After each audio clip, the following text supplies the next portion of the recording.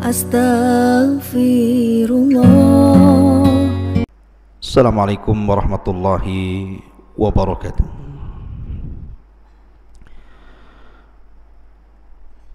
Bihamdillahi wassalatu wassalamu ala rasulillah wa ala alihi wa sahbihi wa mawalah wa la hawla wa la quwata illa billahi wa ba'du. Qala Allahu azza wa jalla ya ayyuhalladzina amanu taqullaha haqqa tuqatih wa la tamutunna illa wa antum muslimun. Wa qala sallallahu alaihi wa ala alihi wa sallam man salaka tariqan yaltamisu fihi ilma sahhalallahu bihi tariqan ilal jannah. Amma ba'du, ma'asyiral muslimin yang dimuliakan Allah subhanahu wa ta'ala. Sebelum saya memulai kajian ini, saya ucapkan jazakumullah khairan kepada para muhsinin dan juga kaum muslimin yang sudah menyumbangkan sebagian hartanya untuk pelebaran masjid yang kita sedang bangun di tempat ini, di tempat saya mengaji. Dan alhamdulillah perkembangan pembangunan sekarang sudah naik tiang dan sudah mulai pemasangan triplek pada lantai 2. Artinya kita sedang berhajat kepada ready mix untuk pengecoran lantai 2. Barangkali ada di antara kaum muslimin yang ingin menyumbangkan sebagian hartanya untuk perluasan masjid ini, maka kami sangat berharap kalau bukan karena Allah subhanahu wa ta'ala, kemudian kaum muslimin dan juga kaum muhsinin, tentu pembangunan ini tidak akan selancar sebagaimana yang sudah berjalan. Dan saya hanya bisa berdoa kepada Allah subhanahu wa ta'ala bagi yang menyumbang, semoga Allah subhanahu wa ta'ala melapangkan rizkinya, memudahkan ekonominya, dijauhkan dari segala penyakit dan juga bala, dan dicatat sebagai infak jariah yang akan bermanfaat setelah kematiannya. Allahumma amin. Pembahasan di malam hari ini, kita akan membahas satu kisah tentang udhiyah dan tadhiyah, korban dan pengorbanan. Karena syariat korban itu berawal dari pengorbanan. Karena sebentar lagi, mungkin dalam 1 bulan kurang lebih, insyaallah kita akan melaksanakan syiar Allah subhanahu wa ta'ala, menyembelih kurban. Maka pembahasan di malam hari ini kita akan membahas tentang kurban dan pengorbanan. Ma'asyiral muslimin yang dimuliakan Allah subhanahu wa ta'ala, apabila kita sampai di bulan Dzulhijjah, kemudian mendekati waktu syariat kurban, selalunya kita diingatkan dengan satu kisah yang menegangkan. Kisah pengorbanan Nabi Allah Ibrahim Khalilur Rahman ketika diperintah Allah subhanahu wa ta'ala dalam mimpinya untuk menyembelih putra tercintanya Ismail alaihi salatu wassalam. Bagaimana kisahnya? Ma'asyiral muslimin yang dimuliakan Allah subhanahu wa ta'ala, saya akan mengambil satu surat dalam Al-Quran ataupun beberapa ayat dalam Al-Quranul Karim tentang kisah ini. Kisah pengorbanan Nabiullah Ibrahim alaihi salatu wassalam yang berujung kepada syariat kurban. Allah Subhanahu wa taala berfirman dalam Al-Qur'an ketika Ibrahim alaihi salatu wassalam meminta kepada Allah, Rabbi habli minas salihin, ya Allah anugerahkan kepadaku anak yang saleh. Kenapa Ibrahim alaihi salatu wassalam mengaitkan anak yang diinginkannya adalah anak yang saleh? Karena betapa banyak orang tua yang memiliki anak tetapi berharap kematian kepada anaknya, karena anak-anaknya tidak saleh, durhaka kepada orang tuanya. Makanya Ibrahim alaihi salatu wasallam meminta kepada Allah untuk dianugerahkan anak yang saleh, yang berbakti kepada orang tuanya. Dan Allah Subhanahu wa taala berfirman, "Fabasyarnahu bigulamin halim." Maka kami beri dia kabar gembira dengan seorang anak yang amat sangat penyabar. Maksudnya Ismail alaihi salatu wassalam. Ma'asyiral muslimin yang dimuliakan Allah Subhanahu wa taala, kisah ini dimulai ketika Nabiullah Ibrahim alaihi salatu wassalam meletakkan Hajar dan Ismail kecil biwadin ghairi di zar'in inda baitikal muharram, di sebuah lembah yang kering kelontang, tidak ada tumbuhan, tidak ada tanaman, tidak ada hewan, bahkan tidak ada makanan dan minuman. Hajar diletakkan di sebuah lembah yang kelak di lembah itu akan dibangun Baitullah Al-Haram. Di sini Ibrahim alaihi salatu wasallam diuji oleh Allah Subhanahu wa taala untuk meletakkan putranya. Padahal kelahiran Ismail itu ditunggu-tunggu, karena Ibrahim alaihi salatu wasallam sudah berusaha untuk meminta kepada Allah agar memiliki keturunan sampai putus asa, hampir-hampir putus asa, sampai akhirnya kemudian dia pun lanjut usia dan menua, barulah kemudian dianugerahi putra yang sangat dicintainya Ismail alaihi salatu wassalam. Tiba-tiba kemudian Allah Subhanahu wa taala memerintahkan Ibrahim untuk meletakkan Ismail di sebuah lembah yang bisa saja kemudian dihadapkan kepada kematian. Tetapi karena ini perintah Allah Subhanahu wa taala, maka Hajar pun hanya mengatakan, idzan lan yudayyi'un Allah. Kalau memang ini perintah Allah Subhanahu wa taala, saya yakin Allah tidak mungkin menyia-nyiakan diriku di sini. Pergilah kau Ibrahim. Maka Ibrahim pun kemudian pergi meninggalkan Hajar dan putra tercintanya Ismail. Kemudian Allah Subhanahu wa taala berfirman, "Falamma balagha ma'ahu as-sa'ya."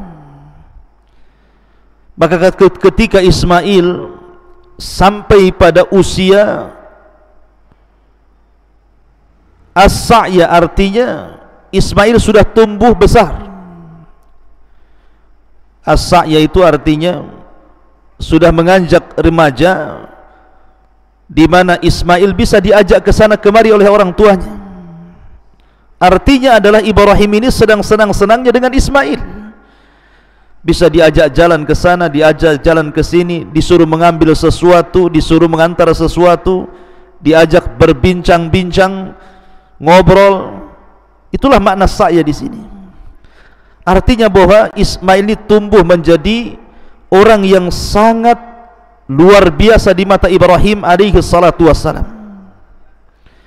Ma'asyiral muslimin yang dimuliakan Allah Azza wa Jalla, tiba-tiba ketika Allah Subhanahu wa taala kemudian memerintahkan Ibrahim untuk menyembelih Ismail dalam mimpinya, maka kemudian Ibrahim alaihi salatu wassalam termenung. Bagaimana bisa Allah Subhanahu wa taala memerintahkan dirinya untuk menyembelih putra tercintanya yang selama ini ditinggalkannya, setelah kemudian besar tiba-tiba disuruh menyembelihnya. Tetapi Ibrahim tahu ini perintah Allah, karena mimpinya para nabi itu adalah wahyu. Ma'asyiral muslimin yang dimuliakan Allah Subhanahu wa taala, akhirnya kemudian Ibrahim memanggil Ismail alaihi salatu wassalam, diajak jalan, dijauhkan dari ibunya. Kemudian dia mengatakan, ya bunai, inni ara fil manami anni azbahuka fanzur madza tara. Wahai anakku, semalam bapakmu bermimpi. Dalam mimpi bapakmu itu, bapakmu menyembelih dirimu. Fanzur madza tara, maka lihatlah, pikirkanlah bagaimana pendapatmu. Lihat Ibrahim alaihi salatu wassalam, walaupun ini wahyu dan perintah, Ibrahim tidak langsung mengambil pisau kemudian menggeret Ismail dan menyembelihnya, tidak. Ibrahim memberikan pilihan kepada putranya dan mengatakan, fangdur madza tara, pikirkanlah wahai putraku, bagaimana pendapatmu ini. Ma'asyiral muslimin yang dimuliakan Allah Subhanahu wa taala, tapi karena Ismail adalah putra Khalilur Rahman dan putra daripada seorang ibu yang sangat tawakal kepada Allah Azza wa Jal Hajar, maka dia tumbuh menjadi anak yang betul-betul taat kepada Allah dan juga birrul walidain, berbakti kepada kedua orang tuanya. Sehingga dia mengatakan, ya abatif al ma tu'mar satajiduni insyaallahu minas sabirin. Wahai ayahku, lakukan apa yang diperintahkan. Lihat bahasa Quran.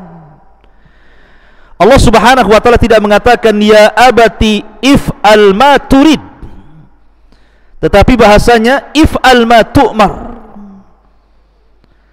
Kalau seandainya bahasanya wahai bapakku, kerjakan apa yang kau kehendaki, berarti menunjukkan bahwa penyembelihan ini bukan datang dari Allah Subhanahu wa taala.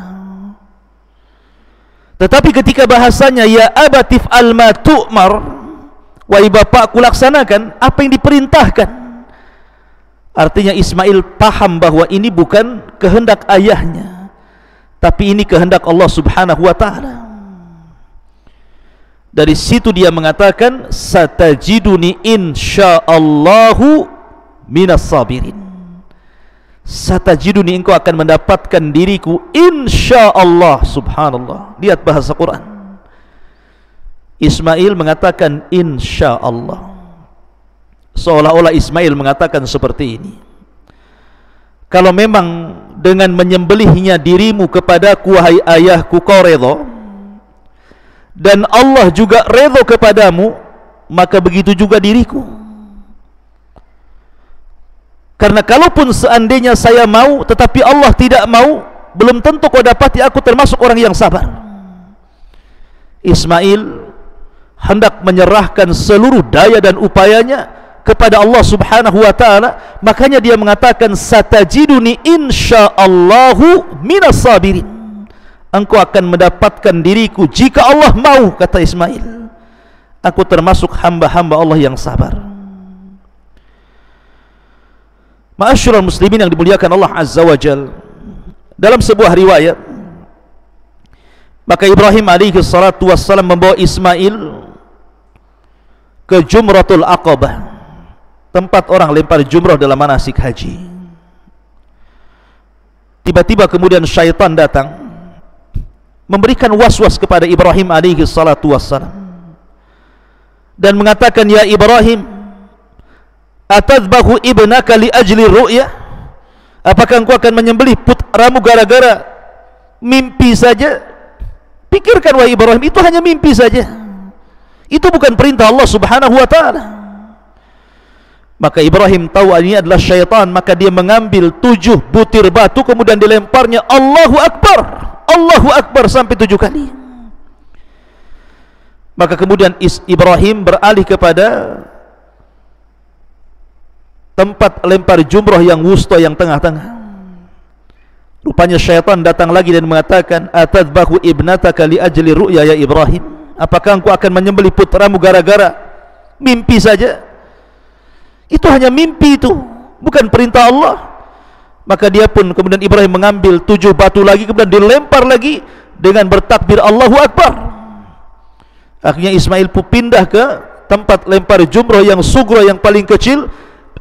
Rupanya syaitan pun datang lagi dan mengatakan, ya Ibrahim, atadbahu ibnataka li ajli ru'yatika, apakah engkau akan menyembelih putramu gara-gara mimpimu?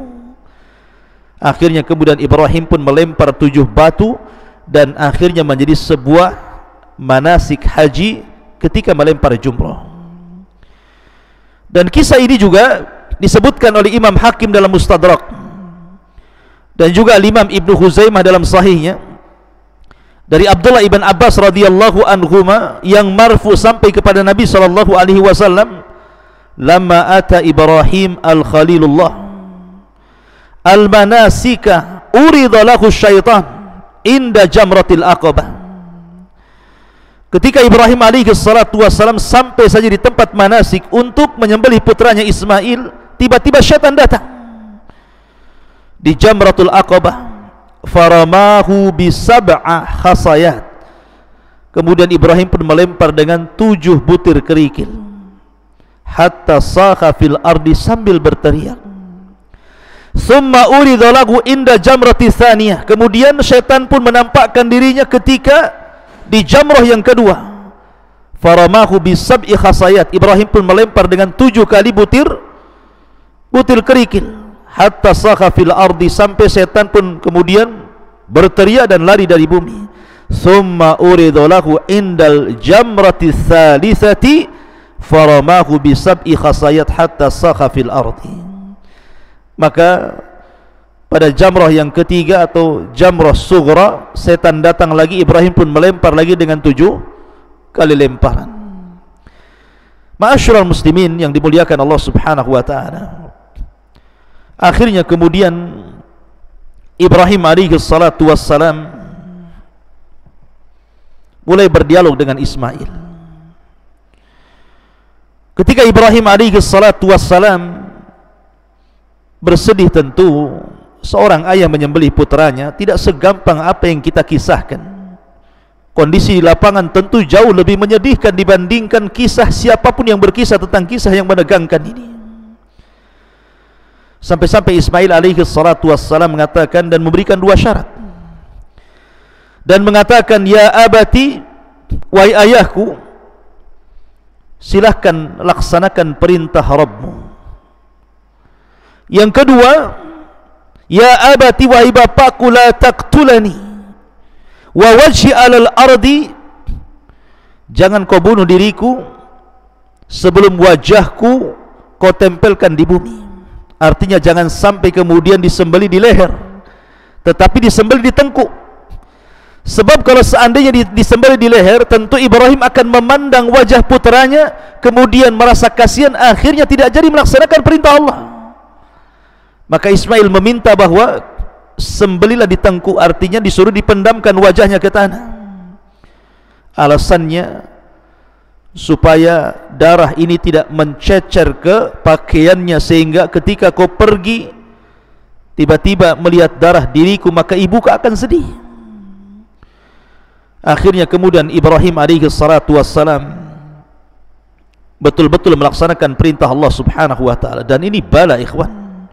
Makanya Allah Subhanahu wa taala berfirman, inna hadza lahuwal bala'ul mubin, sesungguhnya peristiwa ini sebuah bala, ujian berat bagi Ibrahim alaihi salatu wassalam, sampai Allah berikan 3 penguat. Inna hadza lahuwa, ada huruf taukid inna, kemudian lam taukid lagi di sini, kemudian ada dhamir lagi, sampai 3 taukid dijadikan satu kalimat dalam ayat ini. Inna hadza lahuwa al-bala'ul mubin, menunjukkan bahwa ini memang ujian paling berat yang dilalui Ibrahim alaihi salatu wassalam.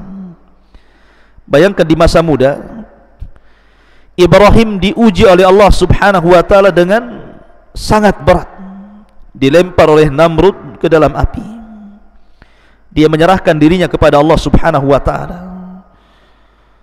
tetapi dengan tawakal kuat kepada Allah Subhanahu wa taala dia diselamatkan Allah Subhanahu wa taala, qul ya naru kuni bardan wa salaman ala Ibrahim. Sekarang Ibrahim sudah tua, sudah renta, sudah pun hampir putus asa untuk mendapatkan keturunan karena sudah tua menua. Tetapi karena izin Allah Subhanahu wa taala, tiba-tiba Ibrahim diberikan putra Ismail, dan itu putra pertamanya. Bagaimana Allah Subhanahu wa taala hendak menguji Ibrahim alaihi salatu wassalam, wa qad ibtala Ibrahimu bikalimatin fa'atammahun. Dan Ibrahim sudah banyak diuji oleh Allah Subhanahu wa taala dengan kalimat-kalimat Allah, dengan perintah-perintah Allah, fa'atammahun. Tapi Ibrahim selalu berhasil melaksanakannya. Termasuk dalam peristiwa ini, Ibrahim alaihi salatu wassalam, ketika Allah Subhanahu wa taala perintahkan untuk menyembelih Ismail, sebenarnya apa tujuannya? Kenapa Allah Subhanahu wa taala tidak menguji dengan ujian yang lain saja? Bukankah banyak ujian? Kenapa mesti menyembelih Ismail? Para ulama menjawab, Allah Subhanahu wa taala hendak membersihkan hati Ibrahim. Allah hendak membersihkan hati Ibrahim supaya tidak ada kecintaan kecuali kepada Allah Subhanahu wa taala. Karena ketika itu Ibrahim sudah mulai agak sedikit cinta dengan Ismail putranya, ya, karena bagaimanapun itu putranya. Nabi SAW saja ketika meninggalnya Ibrahim dia menangis. Ini sekarang disuruh dibunuh pula dan disembelih, dan disuruh dia yang menyembelihnya sendiri, bukan disuruh orang lain.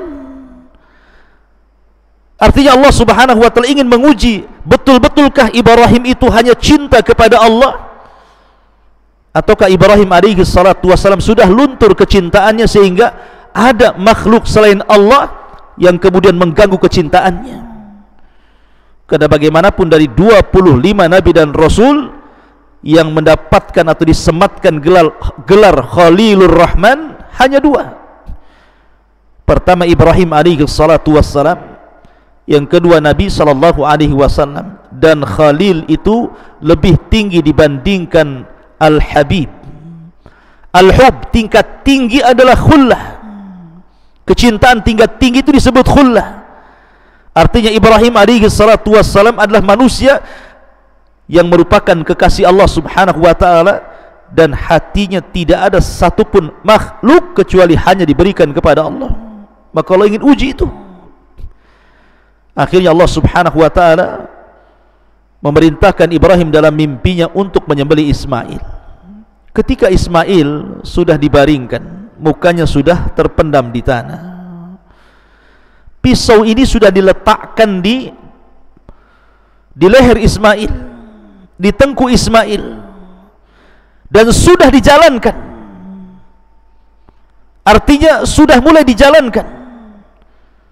Tetapi bagaimanapun Allah Subhanahu wa taala yang berkehendak.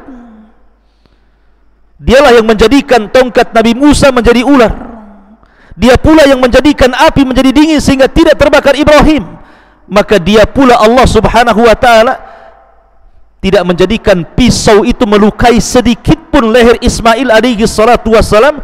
Justru tiba-tiba ada panggilan dari langit dan mengatakan, wa nadainahu ayya Ibrahim qad saddaqtar ru'ya. Dan kami panggil dia, wahai Ibrahim, wahai Ibrahim, sesungguhnya kamu telah membenarkan mimpimu. Sungguh demikian itu, inna kadzalika nazzil muhsinin, sungguh demikianlah kami berikan balasan kepada orang-orang yang berbuat baik. Allah tidak jadikan pisau itu tajam. Artinya Allah Subhanahu wa taala sudah menganggap Ibrahim ini sudah lulus ujian. Betul-betul Ibrahim alaihi salatu wasallam siap melenyapkan putranya, hanya memberikan hatinya kepada Allah Subhanahu wa taala, sehingga Allah menganggap itu sudah kelulusan Ibrahim dari ujian yang sangat berat ini. Makanya Allah jadikan pisau itu tidak tajam dan tidak melukai Ismail alaihi salatu wassalam, karena Ibrahim sudah lulus dari ujian. Makanya Allah Subhanahu wa taala mengatakan, an saddaqta ru'ya, engkau sudah membenarkan mimpimu dan engkau sudah lulus ujian. inna kadzalika nazzil muhsinin inna hadza lahuwal bala'ul mubin. Apa yang terjadi setelah itu? Allah Subhanahu wa taala mengatakan wa fadainahu bidzibhin azim. Tiba-tiba Ibrahim ketika mendengar teriakan dari langit, dia pun mendongak ke langit. Rupanya malaikat datang dari langit membawa kambing dari sorga. Kata Abdullah ibn Abbas radhiyallahu anhuma, warna kambingnya adalah al-kabsu abyad aqram. Jadi kambing yang sangat putih bersih, kemudian bertanduk. Dan itulah kambing dari sorga didatangkan Allah Subhanahu wa ta'ala lewat para malaikat untuk mengganti Ismail. Wa fadainahu bidzibhin azim. Maka kemudian kambing pun ketika sampai ke bumi, maka Ibrahim alaihi salatu wasallam disuruh menyembelih kambing dan meninggalkan Ismail. Dan Allah katakan wa tarakna alaihi fil akhirin. Kisah ini akan diceritakan bagi orang-orang setelah Ibrahim alaihi salatu wasallam sejak peristiwa itu berlaku sampai hari ini, bahkan sampai kiamat dibangkitkan. Salamun ala Ibrahim kadzalika nazzil muhsinin. Ma'asyiral muslimin yang dimuliakan Allah Subhanahu wa taala, itulah kisah Ibrahim alaihi salatu wassalam ketika menyembelih Ismail dan Allah ganti dengan kambing yang sangat besar, kambing gibas. Akhirnya menjadi sebuah syariat kurban sejak zaman Ibrahim sampai hari ini. Oleh karena itulah maka bagi anda yang Allah Subhanahu wa ta'ala takdirkan diberikan kemampuan, ada harta lebih selain harta yang anda gunakan untuk melaksanakan kewajiban memberikan makan dan anak istri, maka berkurbanlah. Karena kurban itu syariat Ibrahim alaihi salatu wassalam. Ada hadis walaupun dhaif mengatakan bahwa kurban itu setiap satu helai bulu kambing satu kebaikan. Dan kurban itu salah satu syiar daripada syiar-syiar Nabiullah Ibrahim alaihi salatu wassalam. Wallahu alam bisawab. Ini yang bisa sampaikan, mudah-mudahan ada manfaatnya. Subhanakallahumma bihamdika asyhadu an la ilaha illa anta astaghfiruka wa atubu ilaik. Allahu ta'ala a'lam. Assalamualaikum warahmatullahi wabarakatuh.